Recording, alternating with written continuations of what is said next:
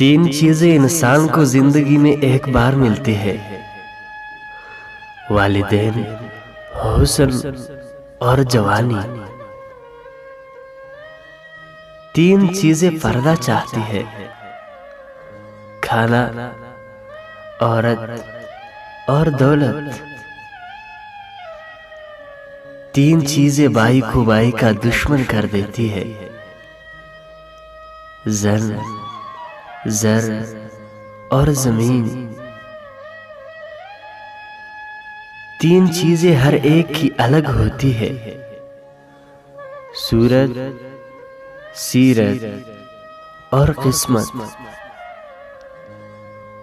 تین چیزیں چھوٹی نہ سمجھے: قرض، مرض اور پرز۔ تین چیزیں انسان کو تباہ کر دیتی ہے: ہرس، حسد اور غم۔ تین چیزیں حافظہ کو قوت دیتی ہے: روزہ، مسواک اور تلاوت قرآن پاک۔